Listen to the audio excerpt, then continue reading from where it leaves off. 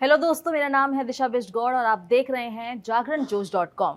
और इस वीडियो में आज हम आपको बताने वाले हैं कुछ करंट अफेयर्स के क्वेश्चंस और क्या क्वेश्चंस बनाए जा सकते हैं और उनके सही जवाब क्या होंगे, उनके बारे में भी बात करेंगे। साथ ही इस वीडियो के एंड में एक सवाल आपको देंगे जिसका जवाब आपको हमें कमेंट बॉक्स में लिखकर देना होगा।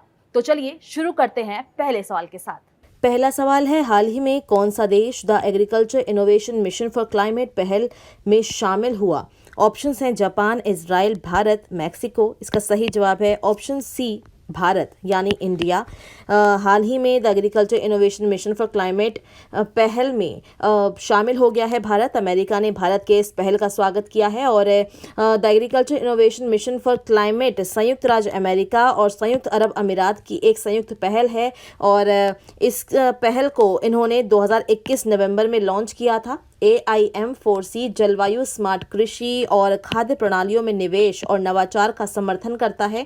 इसके साथ ही भारत 42 सरकारों सहित 275 से अधिक भागीदारों में शामिल हो गया है जो AIM4C के मिशन को सामूहिक रूप से आगे बढ़ा रहे हैं।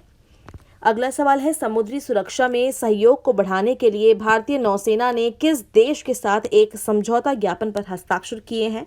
ऑप्शंस हैं जापान, मॉरिशस, सेशल्स, मालदीव। और इसका सही जवाब है ऑप्शन सी, सेशल्स। समुद्री सुरक्षा में मौजूदा सहयोग को बढ़ाने के लिए सूचना साझाकरण नेटवर्क का विस्तार करते हुए भारतीय नौसेना से संबद्ध IFCIOR सूचना संलयन केंद्र और हिंद महासागर क्षेत्र ने सेशल्स के क्षेत्रीय समन्वयन संचालन केंद्र RCOC के साथ एक समझौता ज्ञापन पर हस्ताक्षर किए हैं। IFCIOR के निदेशक कैप्टन रोहित वाजपेयी की उपस्थिति में इस पर हस्ताक्षर किए गए। इसका उद्देश्य समुद्री डोमेन जागरूकता बढ़ाने, सूचना साझा करने और विशेषज्ञता विकास की दिशा में दोनों केंद्रों के बीच सहयोग को बढ़ावा देना है। IFCIOR की स्थापना साल 2018 में हिंद महासागर क्षेत्र में समुद्री सुरक्षा सूचना साझाकरण के लिए की गई थी। अगला सवाल है, विदेश मंत्रालय के प्रमुख कार्यक्रम एशिया इकोनॉमिक डायलॉग किस शहर में शुरू हुआ? ऑप्शंस हैं पुणे, अहमदाबाद, नई दिल्ली और लखनऊ। इसका सही जवाब है ऑप्शन ए, पुणे। आपको बता दें कि विदेश मंत्रालय का प्रमुख वार्षिक कार्यक्रम है एशिया इकोनॉमिक डायलॉग, जिसका आयोजन पुणे, महाराष्ट्र के पुणे में हुआ और इसका आयोजन पुणे इंटरनेशनल सेंटर के सहयोग से किया जा रहा है जो भू अर्थशास्त्र पर आधारित है। 3 दिवसीय ये कार्यक्रम की सह मेजबानी पुणे इंटरनेशनल सेंटर कर रहा है। इस डायलॉग में global growth prospects, how the global south will shape the G20 agenda और मेटावर्स जैसे विषयों पर चर्चा की जा रही है। इस डायलॉग में ब्राजील, अमेरिका, ब्रिटेन, दक्षिण Africa, Bhutan, Maldives, Switzerland, Singapore और मैक्सिको सहित विभिन्न देशों के 44 से अधिक वक्ता भाग ले रहे हैं।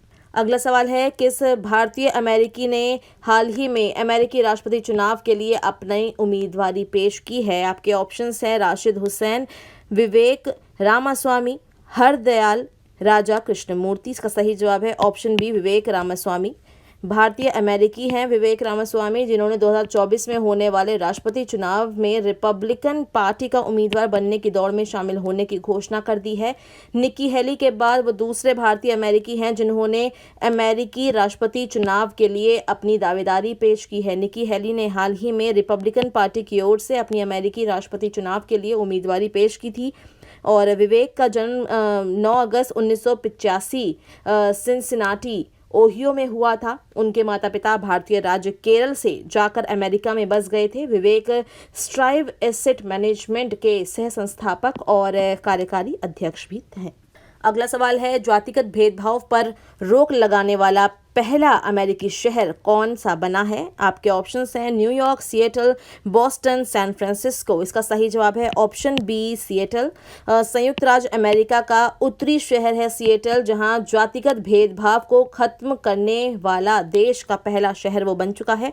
इसके संदर्भ में सिएटल शहर की स्थानीय परिषद ने सिटी के भेदभाव विरोधी कानून में जाति को भी शामिल करने के लिए वोटिंग की और सिएटल सिटी काउंसिल की सदस्यता और सदस्य सदस्य और भारतीय अमेरिकी नागरिक शमा सावंत ने इस कदम की सराहना करते हुए कहा कि जातिगत भेदभाव के खिलाफ लड़ाई सभी प्रकार के उत्पीड़न के खिलाफ उठने वाली आवाज से जुड़ी है। ये ऐतिहासिक कदम से दक्षिण एशियाई डायस्पोरा के महत्वपूर्ण मुद्दों को संबोधित करता है। गौरतलब है कि भारतीयों के लिए अमेरिका दूसरा सबसे लोकप्रिय गंतव्य है। अगला सवाल है, आईपीएल से पहले सनराइजर्स हैदराबाद एसआरएच ने किसे अपना कप्तान नियुक्त किया है? सनराइजर्स हैदराबाद के कैप्टन कौन बने हैं? आपके ऑप्शंस हैं Mayank Agarwal, Bhuvneshwar Kumar, Aiden Markram, David Warner. इसका सही जवाब है एडन मार्कराम। दक्षिण अफ्रीका के हरफनमौला खिलाड़ी एडन मार्कराम को सनराइजर हैदराबाद एसआरएच का नया कप्तान नियुक्त किया गया है। आईपीएल 2023 मिनी नीलामी से पहले केन विलियमसन को सनराइजर हैदराबाद ने रिलीज कर दिया था, जिसके बाद फ्रेंचाइजी एक नए कप्तान की तलाश में थी। मार्कराम ने हाल ही में सनराइजर्स ईस्टर्न कैप को जनवरी 2022 में SA20 खिताब दिलाया था और टाटा आईपीएल 2023 का आगाज 31 मार्च से शुरू होना है। इसके पहले मैच में गत विजेता गुजरात टाइटंस का मुकाबला 4 बार की चैंपियन चेन्नई सुपर किंग्स के साथ हैदराबाद में होगा। अब बात करते हैं पिछले वीडियो के सवाल की। पिछले वीडियो में हमने आपसे सवाल पूछा था, केंद्रीय कैबिनेट ने किस देश के साथ हवाई सेवा समझौते को मंजूरी दी है? आपके ऑप्शंस थे सूरीनाम, गुयाना, वेनेजुएला, घाना। इसका सही जवाब है option B, Guyana. PM Modi की अध्यक्षता में केंद्रीय मंत्रिमंडल ने भारत सरकार और गुयाना सरकार के बीच हवाई सेवा समझौते पर हस्ताक्षर करने को मंजूरी दी। इस समझौते पर हस्ताक्षर करने से दोनों देशों के बीच हवाई सेवाओं के प्रावधान की एक रूपरेखा तैयार होगी। भारत और गुयाना अंतर्राष्ट्रीय नागर विमानन पर सम्मेलन शिकागो सम्मेलन के हस्ताक्षर करता है। गुयाना एक साउथ दक्षिण अमेरिकी देश है। इसकी राजधानी जॉर्ज टाउन है। अब आगे बढ़ते हैं और आज के सवाल की बात करते हैं। आज का सवाल है, ISSF विश्व कप में पुरुषों की व्यक्तिगत 50 मीटर राइफल 3 पोजीशन का गोल्ड किसने जीता है? आपके ऑप्शंस हैं ऐश्वर्य प्रताप सिंह तोमर, विजय कुमार, अखिल सांगवान, सौरभ चौधरी। अगर आपको इसका सही जवाब पता है आप हमें कमेंट बॉक्स में लिख के दे सकते हैं। अगले वीडियो में हम आपको इसका सही जवाब बताएंगे। अगर आपको ये वीडियो पसंद आई है तो इसको लाइक और शेयर करना ना भूलें। साथ ही साथ अगर इस तरह की और वीडियोस आप चाहते हैं तो इस चैनल को ज़रूर सब्सक्राइब कीजिए और बेल आइकन पर क्लिक करना ना भूलें।